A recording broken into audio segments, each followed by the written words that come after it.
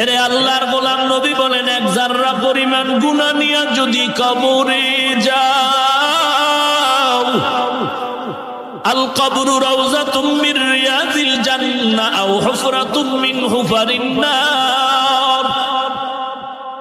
এক জাররা পরিমাণ গুনাহ নিয়ে যদি কবরে যাও, কবরের দুই পাশের মাটির চাপ, সাপের আঘাত শুরু হয়ে যাবে। হাসরের ময়দানে সূর্যটা মাথার উপরে নেমে আসবে। সূর্যের তাপে গুনাহগারের মাথার মগজগুলো ভাতের মারের মতো ফুটতে থাকবে। আল্লাহ তাআলার কহানিয়তের আওয়াজ, এরে আল্লাহর গোলাম, সাহাবায়ে কেরামদের 10 জনার নামে দুনিয়াতে জান্নাতের টিকিট এসে গেল, এরপরও রাতে কান্নার আওয়াজ বন্ধ নাই। অতএব আল্লাহর কাছে তওবা করো। জীবনে তো বয়ান কম শুনলা না রে ভাই, কিন্তু আমলের খাতা শূন্যই রয়ে গেল রে বাবা।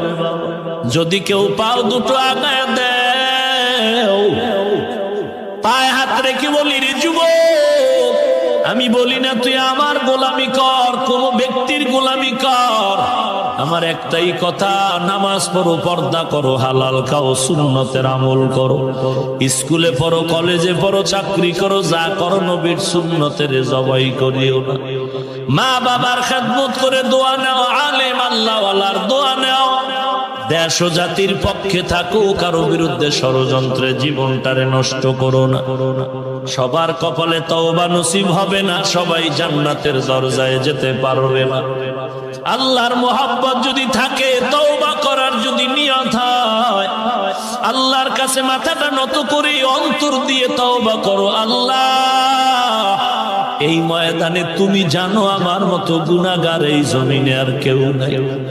আমি এত বড় বড় অন্যায় করেছি, আল্লাহ তুমি রাগ করে পানিও বন্ধ করো নাই, বাতাস বন্ধ করো নাই।